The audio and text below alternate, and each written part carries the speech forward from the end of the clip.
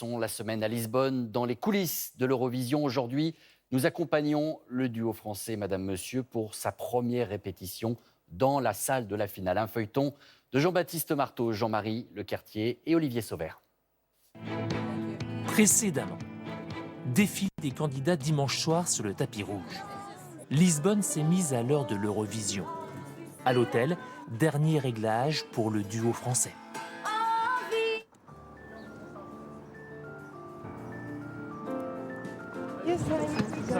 Non, on n'a pas le temps. On y va? Allez, on y va. Tout à l'heure. Midi. Pas une minute à perdre. Les Français sont attendus sur scène pour une importante répétition. Dans la loge de Madame Monsieur et leurs choristes, vocalise et cocktail spécial pour soigner l'essentiel, la voix. Des huiles, je crois que c'est les huiles essentielles. C'est les gouttes du Bolshoi. Ça fait très mal, c'est dégueulasse. Dans le couloir qui mène à la grande scène, la tension se fait sentir. Même si ce n'est qu'une répétition, elle sera scrutée dans les moindres détails et fera évoluer la cote d'Émilie et Jean-Carl auprès des parieurs. Dernière consigne du chorégraphe. Moi, je fais trop bien. La guerre.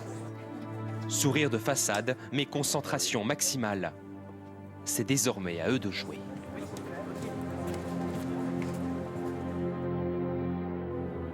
À l'Eurovision, tout se joue en 3 minutes le soir de la finale. Mais la préparation a commencé il y a plusieurs mois.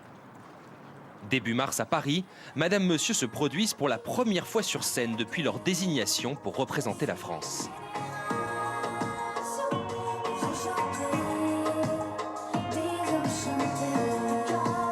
Nous les retrouvons en pleine préparation.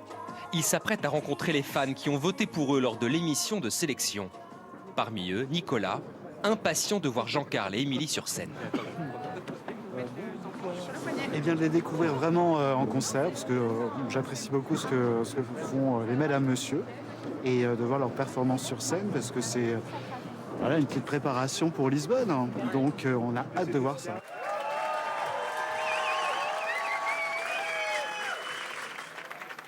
Et on va essayer de la ramener, cette première place. C'est un petit peu ambitieux, mais pourquoi pas? Voilà. Cette espèce d'engagement qu'ils ont tous derrière nous, ils nous défendent quand on se fait attaquer, ils sont là tout le temps. Et donc pour nous c'était naturel d'organiser une soirée comme ça, un peu de remerciements, et qu'on se rencontre tous, qu'on fasse la fête. Merci, merci, merci, merci. Je vais bien, merci. Merci à vous tous. On se retrouve à Lisbonne.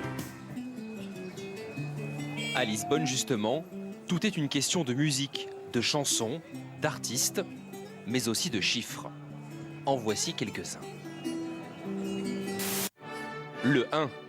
Une victoire pour Monaco, le plus petit pays à avoir soulevé le trophée de l'Eurovision. C'était en 1971 à Dublin.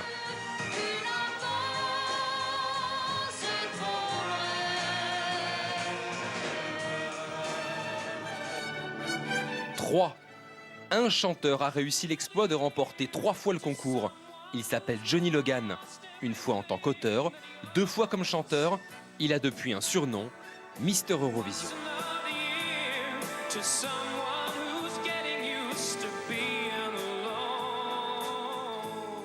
7. 7 victoires pour l'Irlande, un record. Mais le succès commence à dater.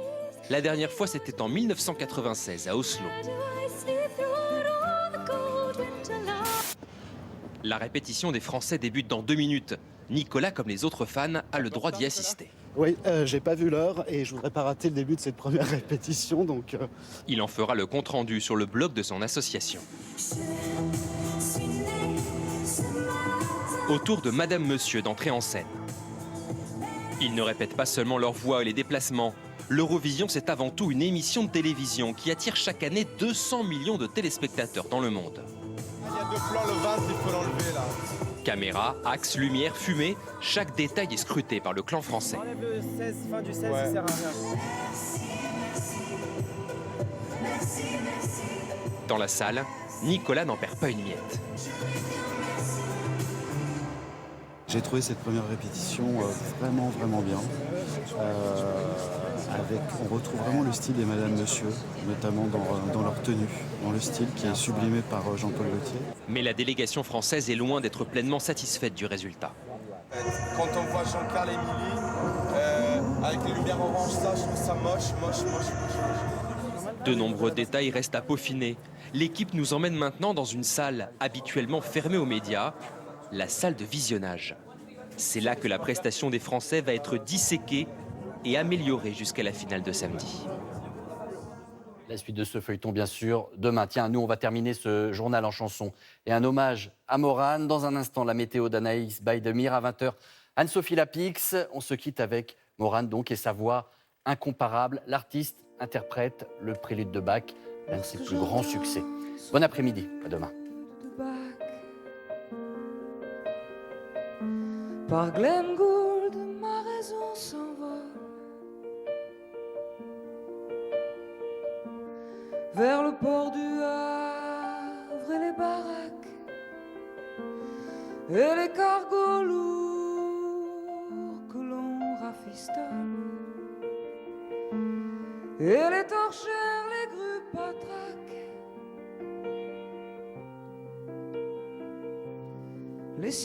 les coraux créent des mondes fabuleux